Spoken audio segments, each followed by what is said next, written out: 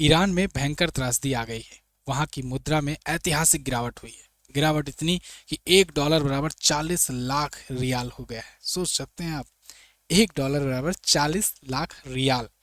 रियाल वहाँ की मुद्रा है और 40 लाख रियाल के बराबर $1 की कीमत हो गई है। आप ऐसा अंदाजा लगाइए कि भारत में 89-90 पहुंचने पर ही इतना कोहराम सा मच गया है।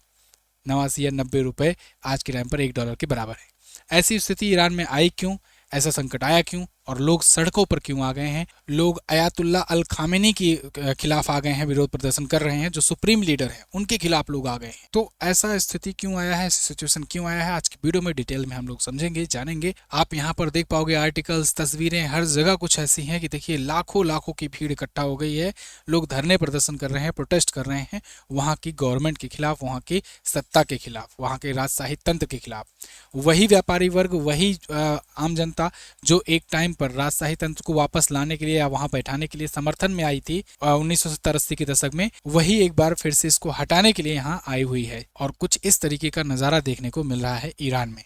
इसको डिटेल में हम लोग समझेंगे, लेकिन आगे बढ़ने से पहले एक ज़रूरी बात, ईयर एंड सेल चल रहा है और ईयर एंड सेल पर आपको मिलता है 70% तक का डिस्काउंट हमारे सभी ई बुक्स और सभी वीडियो कोर्सेज पर।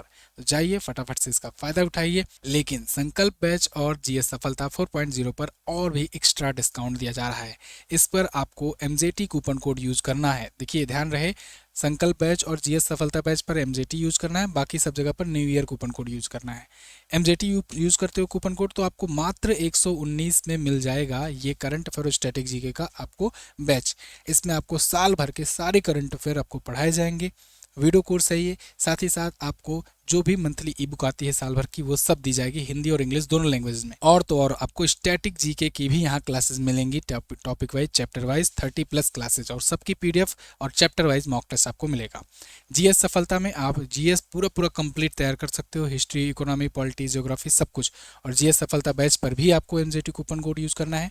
इसमें यूज करोगे तो मात्र 249 में, आप सोचिए 1249 का बैच मात्र 249 में कर दिया गया है, सिर्फ और सिर्फ आज दोपहर में 12 बजे तक।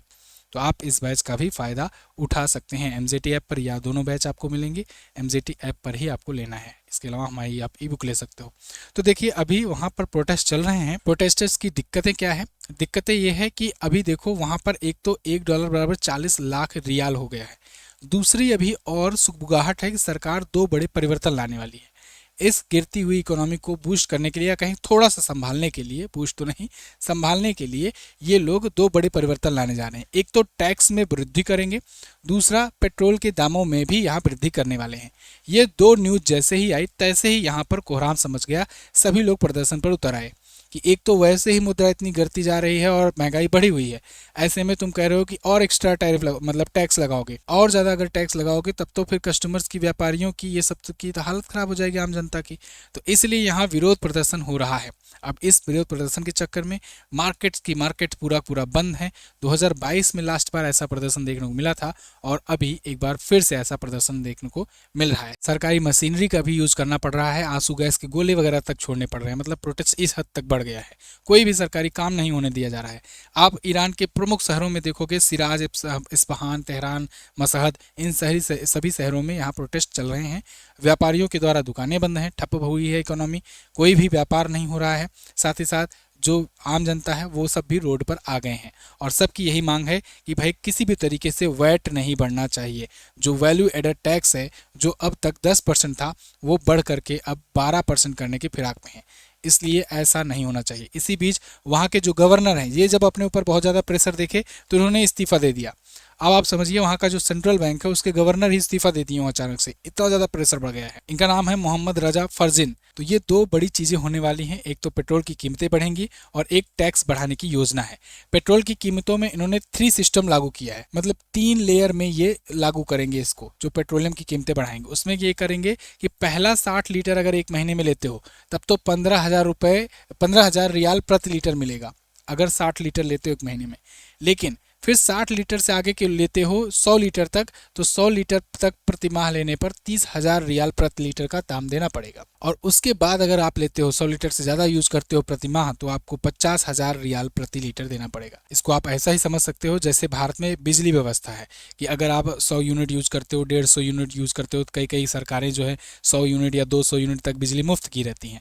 तो अगर 200 यूनिट यूज़ करते हो तो बिजली का बिल नहीं लगता है, उसके ऊपर यूज़ करते हो तो बिल लगता है ना। ऐसे ही जैसे इनकम टैक्स सिस्टम होता है, उसका एक टेबल बनता है कि इतने से इतने लाख तक अगर कमाते हो, 12 लाख तक इनकम होती है वार्षिक, तो आपको कोई भी टैक्स नहीं देना है। उसके ऊपर कमाई होगा तो ऐसे ऐसे टैक्स देना है। ऐसे ही इन्होंने थ्री लेवल में इन पेट्रोल को खरीदने पर इन्होंने लगा दिया है, जिससे देश की इकोनॉमी को थोड़ा मजबूत किया जाए। साथ ही साथ जो वैट लगता था, जो वैल्यू एडेड टैक्स लगता था, वो 10% अब तक था, इसको 2% और बढ़ाने की यहाँ पर योजना है सरकार की। इसलिए इसका भी खूब पुरजोर तरीके से विरोध हो रहा है। इसका उद्देश्य है कि खाद्य सब्सिडी को फंड किया जाए, तेल पर निर्भरता कम की जाए, क्योंकि आप जानते हो जो भी खाड़ी देश हैं, जो भी अरब देश है ना, ये सब केवल और केवल तेल पर डिपेंड है। तेल खत्म तो खेल खत्म इनका। इसीलिए अब आजकल देख रहे होगे कि सऊदी अरब हुआ, कतर हुआ, यूएई हुआ, ये सब क्या चाह रहे हैं कि हमारे यहाँ टूरिज्म बढ़े। इसके लिए ये बड़े बड़े खेलों का आयोजन कराते हैं, बड़ी बड़ी समिट का अपने यहाँ आयोजन कराते हैं। क्रिकेट टूर्नामेंट, कहीं पर भी विवाद हो, आओ हमारे यहाँ खेल लो, है ना। जब इंडिया पाकिस्तान कोई विवाद हो, आओ उन दोनों का मैच यहाँ पर खेल लो। तो ये लोग किसी भी तरीके से अपने यहाँ बड़े बड़े इवेंट कराते हैं जिससे ज़्यादा से ज़्यादा टूरिज्म बढ़े। इसके अलावा ऐसी ऐसी इमारतें, ऐसे ऐसे बिल्डिंग्स या ऐसे ऐसे चीज़ें बनाते हैं कि यहाँ ऑफर देते हैं वीज़ा वगैरह का, बहुत ज़्यादा रियायत देते हैं कि ज़्यादा से ज़्यादा लोग आए हमारे यहाँ। क्योंकि टूरिज्म का जो इकोनॉमी होगा, one time investment, life time enjoyment होगा। लेकिन तेल जो है ये खत्म हो जाएगा कभी ना कभी, और ये सब खत्म होने की कगार पर है। ये सब जब नहीं था तो ये सब भिखारी थे, और जैसे ही तेल मिलना शुरू हुआ तैसे ही ये सब अमीर होते चले गए। बहुत सारे देश ऐसे हैं, लेकिन अब वो तेल ज़्यादा समय तक तो रहेगा नहीं, और तेल पर डिपेंडेंसी रहेगी तो फिर इकोनॉमी ऐसे गिरती रहेगी। और बचा खुचा कसर ट्रम्प साहब ने यहाँ ईरान के लिए कर दिया, सैंक्शंस वगैरह लगा करके तमाम जगहों से, तो कोई तेल खरीद भी नहीं पा रहा है उस प्रकार से ईरान का। वैसे ईरान के पास अभी भी तेल बहुत हैं, ऑयल रिजर्व हैं, लेकिन ईरान के रिलेशन अमेरिका, इजराइल इन सबसे सही नहीं है, तो इस वजह से बहुत सारे सैंक्शन झेलने पड़ रहे हैं। खैर, ये कहानी शुरू होती है 2015 से, क्योंकि इसका तार कहीं ना कहीं परमाणु समझौते से जुड़ा है। 2015 की बात करें अगर, 2015 में एक ऐतिहासिक परमाणु समझौता होता है अमेरिका ईरान के बीच में। इसमें ये होता है कि भाई अब हम न्यूक्लियर वेपन वगैरह नहीं बनाएंगे, हम अपने न्यूक्लियर प्रोग्राम्स को बहुत ज़्यादा लिमिटेड कर देंगे, और वो केवल एनर्जी उत्पन्न करने के पर्पज से होगा, न्यूक्लियर रिएक्टर टाइप का होगा, वेपन के लिए नहीं यूज़ करेंगे। बदले में उस पर लगे अंतर्राष्ट्रीय जो आर्थिक प्रतिबंध हैं वो हटा लिए जाएंगे। अमेरिका ने किया भी ऐसा। तत्कालीन परिणाम ये हुआ कि समझौते के बाद ईरान की अर्थव्यवस्था में एक उम्मीद की लहर आई और काफ़ी ज़्यादा अच्छा इंप्रूवमेंट देखने को मिला। मतलब 2015 में अगर बात करें तो एक अमेरिकी डॉलर बराबर 32,000 रियाल पर था, 32,000 रियाल के आसपास। लेकिन फिर समझौता जब टूटा, आज की स्थिति यह है कि एक अमेरिकी डॉलर बराबर 14 लाख रियाल से ज़्यादा हो गया है। 14,20,000 तक वो छू चुका है आंकड़ा। तो ये स्थिति आ गई है ईरान की। क्यों आई ऐसी? क्योंकि अमेरिका इसमें खुद ही खुरापात किया। पहले कैसे कि मतलब 2015 में डील होती है, 3 साल बाद ही जब ट्रंप का टाइम पीरियड आता है, ट्रंप इससे बाहर हो जाता है। आपको याद हो, ट्रंप पहले कार्यकाल में बहुत सारी चीज़ों से बाहर हुए थे।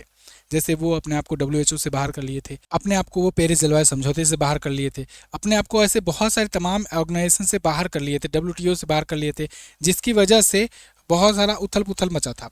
खैर, वो गए, जो बाइडन आए, फिर स्थिति कुछ संभली। लेकिन फिर से जब ट्रंप आए तो फिर से इन्होंने खुरापात शुरू कर दी। इन्होंने जो चाबहार पोर्ट है, जहां पर इंडिया के लिए इन्होंने वेवियर दिया था 2018 में, इन्होंने इंडिया के लिए ये कहा था कि इंडिया केवल जो है ये ट्रेड कर सकता है ईरान से, चाबहार पोर्ट का यूज़ कर सकता है, बाकी कोई चाबहार पोर्ट का यूज़ नहीं करेगा। क्योंकि इंडिया ने कहा था कि चाबहार पोर्ट के यूज़ से हम ईरान के साथ साथ अफगानिस्तान को भी असिस्टेंट प्रोवाइड करते हैं, मदद प्रोवाइड करते हैं, वहाँ पर भी जो दिक्कतें होती है लोगों को उसके लिए। लेकिन अभी 2025 में इन्होंने वो वेवियर भी हटा दिया, चाबहार पोर्ट ब्लॉक हो गया, कहीं से ये व्यापार कर नहीं पाते हैं। ईरान पर तमाम प्रकार के सैंक्शन लगे हैं, ईरान में इन्वेस्टमेंट आ नहीं रहा है, क्योंकि कभी भी अमेरिका की और इजराइल की मिसाइलें आकर गिर जाती हैं। तो ऐसे में कोई बड़ी कंपनियां बाहर से FDI भी नहीं ला रही हैं। तो और ईरान का जो है व्यापार और देशों से जब होने जाता है, उस देश को हड़का देता है अमेरिका। ऐसे में ईरान की स्थिति ऐसी आ गई कि आज ईरान को आर्थिक संकट का सामना करना पड़ रहा है। ऐसी मार्केट जो है ये पूरा बंद है पड़ी हैं। वही व्यापारी जो आयतुल्ला अली खामेनी को लाए थे 1979 के टाइम पर, वही आज सब इन्हीं के खिलाफ प्रोटेस्ट कर रहे हैं, वही सभी व्यापारी। अब यहाँ के जो प्रेसिडेंट हैं मसूद पजेस्कियन, इनका कहना यह है कि प्रदर्शनकारियों की जो जायज़ मांगे हैं उसको सुना जाए, नाजायज़ मांग की कोई सुनवाई नहीं होगी, जो जो जायज़ हैं वो सुना जाए। अब कितना सुना जाएगा ये तो देखने को मिलेगा, लेकिन कुल मिला जुला कर की स्थिति ये है कि ईरान भयंकर आर्थिक क्राइसिस से जूझ रहा है। ऐसी इकोनॉमिक क्राइसिस में अब देखना होगा कि क्या वो स्टेप उठाता है, क्या कोई बड़ा इकोनॉमिक ऐसा चेंज लाएगा या फिर एक बार फिर से करेंसी का अवमूल्यन करेगा, मतलब ऐसा कोई स्टेप उठाएगा। करेंसी का अवमूल्यन करते करते ही 40 लाख पर पहुंच गया है, मतलब अगर एक रियाल का कोई नोट होता या कुछ भी ऐसा होता तो वो बटोर करके 2-3 ट्रक में भर कर ले जाकर कोई एक सामान $1 का खरीदते। तो ऐसी स्थिति आ गई है ईरान की। तो अब देखना होगा आगे क्या आएगा। अच्छा हाँ, आप में से बहुत सारे लोग बोलेंगे कि इंडिया करेंसी गिर रही है, उस पर नहीं बोले हो ऐसा वैसा, तो उस पर मैंने वीडियो दे ही है ऑलरेडी से, आप उसको देख लीजिए। अगर आप चैनल से जुड़े होंगे तो आपको ऑलरेडी पता है कि मैंने बताया है कि इंडिया करेंसी गिर रही है और क्यों गिर रही है, इस पर आरबीआई क्यों स्टेप नहीं उठा रही, ये सब मैंने एक्सप्लेन किया है। आप ये वीडियो ज़रूर देखिए, यहाँ पर कार्ड बनकर आ रहा है उस पर क्लिक करके। इसके अलावा जाते जाते MJT एजुकेशन इंडिया सेल चल रहा है, इस पर फ़ायदा उठाइए इसका। आप कूपन कोड में न्यू ईयर यूज करेंगे तो आपको मिलेगा डिस्काउंट, ठीक है, MJT ऐप पर। जी सफलता बैच मैं रिकमेंड करूंगा, आप इसको जरूर लीजिए। थैंक यू सो मच, जय हिंद, वंदे मातरम।